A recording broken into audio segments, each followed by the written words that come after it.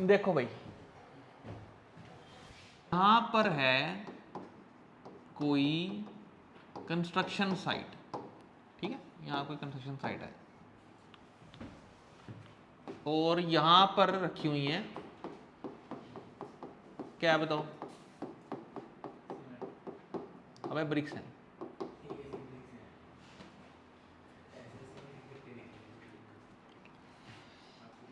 हमने लगाई दो मशीनें, कौन सी मशीन है? जेसीबी है। लो, ये जेसीबी नंबर 1, ये जेसीबी नंबर 2, दो। भाई हमने इन दोनों मशीनों से वर्क लेना है, हमने इन दोनों मशीनों से वर्क लेना है, हमने इसे काम लेना है। क्या काम लेना है? ये मशीन यहां से उठाएगी 1000 ब्रिक्स और यहां पहुंचाएगी साइट के ऊपर।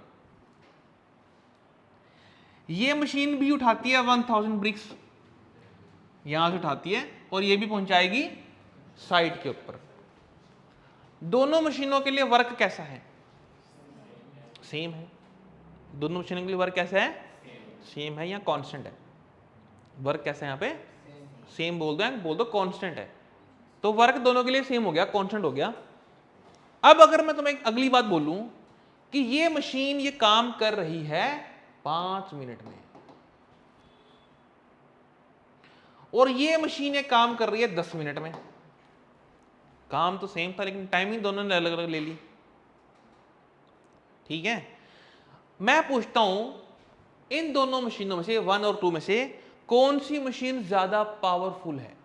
जिस मशीन ने कम टाइम में काम कर दिया, जिस मशीन ने कम टाइम में काम कर दिया वो मशीन ज्यादा पावरफुल है।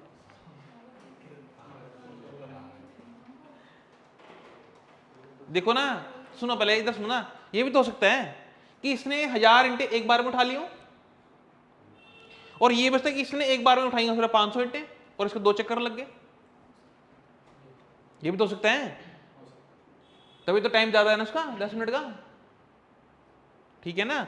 तो मैं कहना चाहता हूं कि जो मशीन टाइम कम लेती है, टाइम कम लेती है, उसकी पावर उतनी ज्यादा होती है,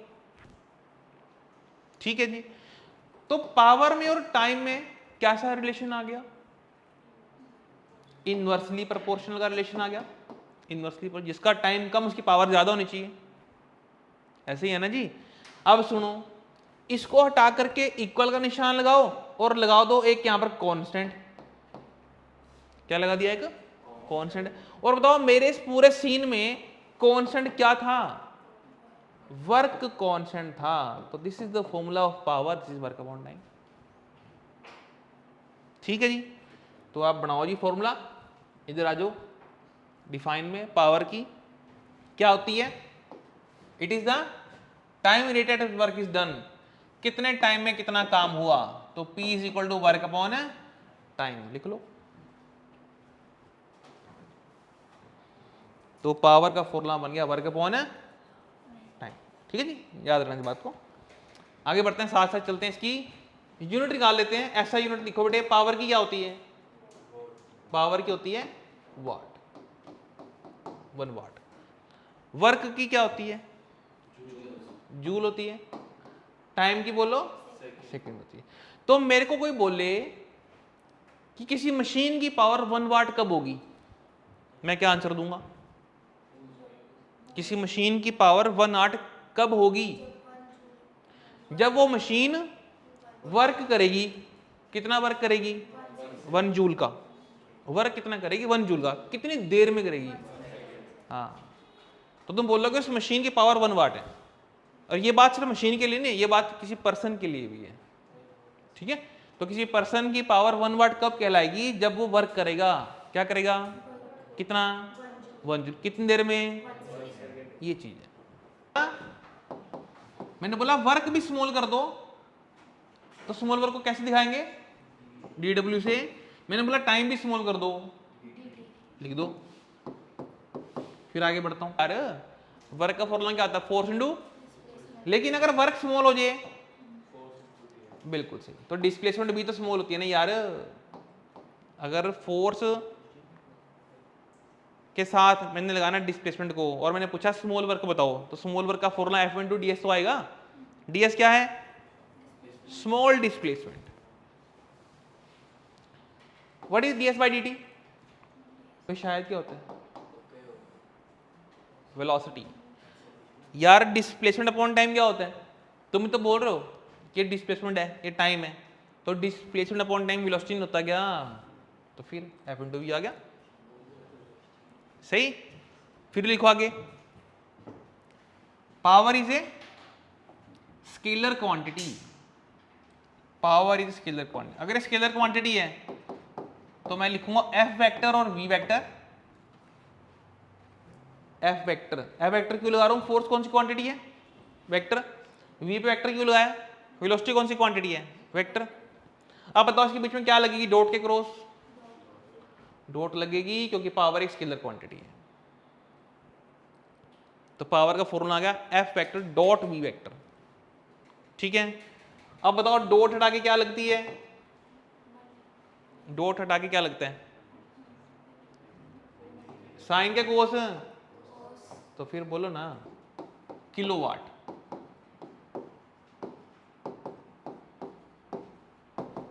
किलोवाट बताओ, किलोवाट में कितने वाट? 1000। आगे क्या है? मेगावाट। मेगावाट में 10 की पावर है 6। आगे हॉर्स पावर। हॉर्स पावर में 746 वाट। गाड़ियों के इंजन की ताकत को हॉर्स पावर में नापते हैं। इट इज ए कैपेसिटी है या एबिलिटी है क्या करने की? वर्क करने की। हमने वर्क करवाना है। क्या करवाना है? हमने वर्क करवाना है। इसका एग्जांपल से सीखो। मान लो कोई बाइक है, वो हमारे लिए वर्क करती है। हमारे लिए क्या करती है? वो वर्क कर रही है। ठीक है ना। बाइक हमको एक जगह से दूसरी जगह पर लेके जा रही है, तो बाइक हमारे लिए क्या कर रही है भाई? वर्क कर रही है। अब ये बताओ उसे वो वर्क करने के लिए कौन सी एनर्जी की रिक्वायरमेंट है? उसे कौन सी एनर्जी दें कि वो वर्क करे? बोले एनर्जी का नाम। कौन सी एनर्जी दोगे? अच्छा मैं एग्जांपल देता हूं, मैं बोलता हूं एक एग्जांपल और सुनो। मान लो फैन है, ये फैन है, फैन के ब्लेड घूम रहे हैं, हमको हवा दे रहे हैं, तो ये फैन हमारे लिए क्या कर रहा है? वर्क कर रहा है। हमारे लिए कर क्या रहा है? वो हमें हवा दे रहा है ना यार। तो हमने मशीन बनाई है फैन, जो हमको हवा दे रहा है, उसका काम हमको हवा देना है, तो हमारे लिए कर क्या रहा है? वो वर्क कर रहा है। उसे वर्क करने के लिए एनर्जी कहां से मिल रही है? कहां से? बिल्कुल सही, इलेक्ट्रिकल एनर्जी। अच्छा अगली बात, तो इलेक्ट्रिक एनर्जी तो वो ले रहा है फैन, कन्वर्ट किस में कर रहा है? मैकेनिकल में। हमने उसको लाइट बिजली दी यहां से, उसकी मोटर जो अंदर लगी हुई है, उसकी मोटर ने उसके ब्लेड को घुमाया, तो उसमें कौन सी एनर्जी कन्वर्ट हो रही है? इलेक्ट्रिकल टू मैकेनिकल में जा रहा है। हमको बाइक में डालना पड़ता है पेट्रोल, तभी तो चलेगी ना वो। पेट्रोल में कौन सी energy? Chemical energy. Petrol chemical नहीं है क्या? Chemical energy get transform into, कहां ट्रांसफॉर्म हो रही है वो? मैकेनिकल में ट्रांसफर। कि इंजन जो है वो मैकेनिकल वर्क तो कर रहा है यार, उसका जो शाफ्ट है वो क्रैंक को घुमा रही है, पहिया कौन घुमा रहा है? ठीक है ना। उसके बीच का जो मैकेनिज्म है, जो मशीन है उसके अंदर, तो कौन सी एनर्जी ट्रांसफॉर्म हो रही है उसमें? केमिकल टू मैकेनिकल बोल सकते हो। उसके बाद तुम कह सकते हो कि और चल रही है तो काइनेटिक आ जाएगी, गर्म हो रही है तो हीट आ जाएगी, ये सारी बातें दबा देगी। ठीक है जी। तो आपको किसी से क्या करवाना है? वर्क करवाना है। क्या करवाना है? तो भाई किसी की वर्क करने की एबिलिटी को हम क्या बोलेंगे? एनर्जी। कौन सी क्वांटिटी है? चलो डायमेंशन निकाल के दिखाओ। एनर्जी को वर्क लिखो, वर्क का फॉर्मूला लिखो फोर्स इनटू डिस्प्लेसमेंट। फोर्स होती है मास इनटू एक्सेलरेशन, एस साथ में चला लो। एम की डायमेंशन कैपिटल एम, एक्सेलरेशन की एल टी -2 और एस की एल, तो आंसर आ गया ml2t minus 2। Kinetic energy, energy possessed by body due to its motion. अगर कोई बॉडी मोशन में होगी उसके पास एनर्जी होगी, क्या होगी? कौन सी एनर्जी? हाँ, फिर सुनो आगे, नेक्स्ट लाइन और पढ़ते हैं। If a body is in motion it surely has energy and it can do the work. अगर कोई बॉडी मोशन में है, कोई बॉडी मोशन में है, उसके पास क्या होगी? कंफर्म बात, एनर्जी होगी, तो क्या कर सकती है? ठीक है। अब बताओ एक बात जरा मुझे, इसको मैं अगले बारे में पढ़ाता हूं, तुम इसको एक और एग्जांपल से सीखो, ठीक है? बताओ ये क्या और ये क्या? क्या ये? अब ये वुडन का बोर्ड है, ये क्या है? अबे कील है, कील। ये क्या बना रहा हूँ, ये तो बता दोगे मुझे?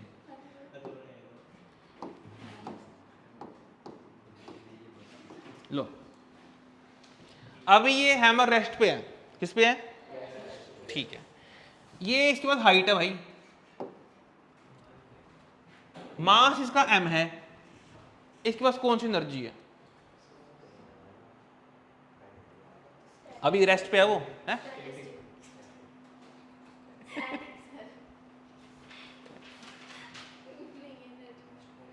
रेस्ट पे है ना बेटे, इसके पास है पोटेंशियल एनर्जी। अभी मैंने +1 में करवाना है, 9th में हमने किया हुआ है। पोटेंशियल का फॉर्मूला क्या होता है? हाँ, तो mgh। तो इसके पास एक एनर्जी है mgh की। जैसे ये हैमर नीचे आया, इसकी एनर्जी कन्वर्ट होगी, कौन सी एनर्जी किसमें? हाँ, पोटेंशियल टू काइनेटिक। मतलब जब ये चल रहा है हैमर तो इसके पास कौन सी एनर्जी है? काइनेटिक एनर्जी है। अब आगे सुनो, एक कील के ऊपर इसने अपने एक फोर्स लगाई, ऐसे करके फोर्स, तो इसने इसके ऊपर फोर्स अप्लाई की। क्या अप्लाई की? तो क्या हुआ? ये जो नेल है ये इसके अंदर पियर्स हो गई, इसके बीच में चली गई, तो क्या ये नेल इसके अंदर डिस्प्लेस नहीं होगी? क्या होगी? तो एक बात आओ यार, फोर्स भी लगा दी गई, डिस्प्लेसमेंट भी आ गई, तो यार फोर्स भी आ जाए, डिस्प्लेसमेंट भी आ जाए, तो क्या हो गया यार? तो वर्क नहीं हो गया क्या? है ना? यही तो मैं बोल रहा था पहले। क्या बोल रहा था? अगर कोई बॉडी मोशन में है, उसके पास एक एनर्जी है, अगर वो एनर्जी तो वो वर्क कर देगी हमारे लिए। क्या कर देगी? कर तो दिया। आगे समझ बात? चलो एक और एग्जांपल सुनो, ये तुम बताओगे मुझे क्या हो रहा है। पेनिट्रेट मैंने किसी टारगेट को भेदना, ठीक है? जैसे ये मैं कुछ बनाता हूं यहां पे, बताओ क्या बनाया? हाँ, ये यहां पर बुलेट आ रही थी, मोशन में है, ये बुलेट आई और इसने इसको इसके अंदर तक पेनिट्रेट कर गई। बुलेट क्या कर गई? पेनिट्रेट कर गई। तो भाई बुलेट ने इसके ऊपर फोर्स भी लगाई होगी, और ये बुलेट इसके अंदर डिस्प्लेस भी तो होगी। क्या होगी? तो यहां पर फोर्स भी लग गई, यहां डिस्प्लेसमेंट भी आ गई, तो यहां क्या आ गया? तो फिर वही तो बोल रहा हूं मैं कि अगर कोई बॉडी मोशन में है, उसके पास एक एनर्जी है, इस एनर्जी से वो क्या कर सकती है भाई? वर्क कर सकती है। समझिए? लिखो हेडिंग आगे, derivation of kinetic energy by calculus method. dw is equal to F into ds, है ना भाई? सही है ना बेटे? इसमें कोई दिक्कत वाली बात ही नहीं है। देखो कैलकुलस का मतलब कि मैंने इसको करना है इंटीग्रेशन वाले मेथड से। कैसे करना है? इंटीग्रेशन। तो मैं मान के क्या चल रहा हूं? मैं मान के चल रहा हूं कि मैं इस बॉडी को थोड़ी थोड़ी सी डिस्प्लेसमेंट के साथ आगे लेके जा रहा हूं। क्या मान के चल रहा हूं? कि मैं इस बॉडी को थोड़ी थोड़ी सी डिस्प्लेसमेंट से आगे लेके जा रहा हूं, लेकिन फोर्स कभी भी कम नहीं लगती। मैंने पहले भी एक्सप्लेन किया हुआ है, फोर्स को तुम लोग df नहीं लिखोगे, फोर्स तो टोटल लगती है। अच्छा, इंटू ds कर दिया मैंने, सही है। अब एक बात और बताओ, अगर इस बॉडी में आ रही है एक्सेलरेशन a, क्या आ रही है? एक्सेलरेशन a, तो फोर्स को फॉर्मूला बताओ। m इंटू, सही है, रख दो ऊपर,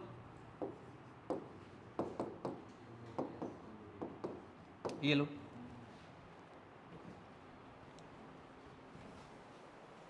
ठीक है शान, लग रहा पता। अच्छा अब एक बात और बताओ, एक्सेलरेशन को मैं क्या कह सकता हूं, एक्सेलरेशन को मैं क्या लिख सकता हूं भाई, फॉर्मूला बोलो, dv अपॉन, सुना हुआ ना, this is called differential form of acceleration, है ना।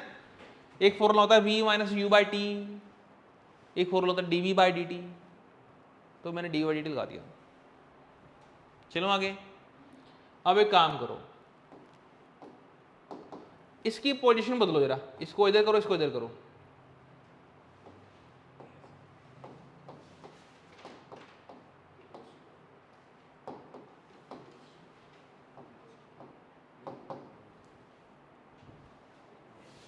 हितांशी समझ रहा है। चल बताओ जो ब्रैकेट में लिखा क्या है, वो जो ब्रैकेट में लिखा है वो क्या है, भाई तुम जो करो, बोल, तू बता क्या है, वेलोसिटी है, तो m into v into d कर दो, ये लो, ds अपॉन dt माने डिस्प्लेसमेंट अपॉन टाइम टेकन, ठीक है, displacement upon time taken velocity तो होता है ना बेटे, ये dw आ गया, ठीक है। अच्छा नहीं नहीं नहीं, ओके ओके, नहीं नहीं वो वेलोसिटी है। फिर देखो नेक्स्ट में, total work can be obtain by integrating, total work can be obtain by integrating. अब मैं करूंगा उसको इंटीग्रेट, इंटीग्रेशन की लिमिट जो है तुम यहां पर दोगे, ये निशान लगा दिया मैंने इंटीग्रेशन का। पहले तो मुझे ये बताओ कि राइट, देखो इसमें तो कोई चक्कर नहीं है, इसका तो आंसर डब्ल्यू आ जाएगा, वहां कोई चक्कर नहीं है। यहां देखो मुझे ये बताओ ये इंटीग्रेशन किसके रिस्पेक्ट में है, वेलोसिटी के, क्योंकि बेटे जहां पर लिखा होता है dv, वर्णित जहां लिखा होता है dv, उसका मतलब होता है बेटे विद रिस्पेक्ट टू, क्या मतलब होता है, विद रिस्पेक्ट टू। तो यार वेलोसिटी के रिस्पेक्ट में काम कर रहा हूं, तो एक बात बताओ, इन दोनों में से जो कांस्टेंट होगा वो बाहर जाएगा, कौन है कांस्टेंट, मास है कांस्टेंट, वो बाहर जाएगा और इंटीग्रेशन में बच जाएगा v इंटू डी वी, ठीक है जी। और मास कांस्टेंट क्यों है यार, एक बार डायग्राम देखना है ध्यान से, अगर मैंने क्या कर रही तुम, अगर इस डायग्राम में m बॉडी का मास है, m क्या बॉडी का, तो यार ये बॉडी आगे चल रही है जब, तो इसकी क्या बदल रही है, वेलोसिटी बदल रही है, तभी तो एक्सेलरेशन आ रही है यार, तो मास नहीं बदला उसका, मास कैसा रहा, कांस्टेंट, मैंने बाहर निकाल दिया, सही है। चलो बताओ लिमिट क्या है इसकी,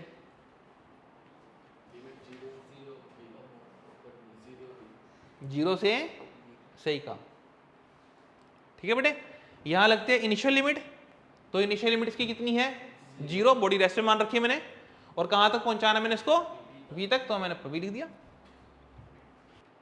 चलो आगे लिखो, m बाहर है, इसकी मैंने करनी है इंटीग्रेशन, वरनी मालूम है तरीका, पता है इसका क्या होता था, है? ये निशान हटा के लगती है स्क्वायर ब्रैकेट, बताया था क्या होगा,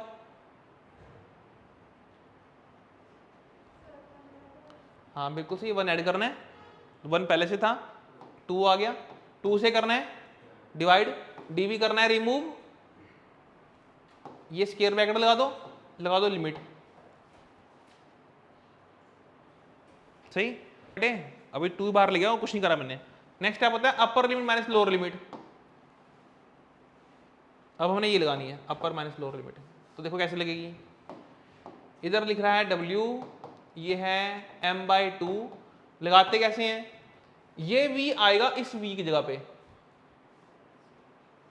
आ गया, पावर जैसी है वैसी रहने दो, माइनस ये 0 आएगा v की जगह पे, पावर जैसी है वैसी रहने दो, आंसर आ गया, क्या आंसर आ गया? Half mv square. ठीक है, ये वर्क आ गया। एक लास्ट लाइन लिख लो, this work is referred as kinetic energy. This work is referred as kinetic energy. तो बेटे इसको लिख लो तुम काइनेटिक एनर्जी, आंसर लिख लो हाफ mv का स्क्वायर, टॉपिक खत्म। वर्क एनर्जी थ्योरम, एक डिफाइन लिख लो पहले इसकी, वर्क एनर्जी थ्योरम की। According to this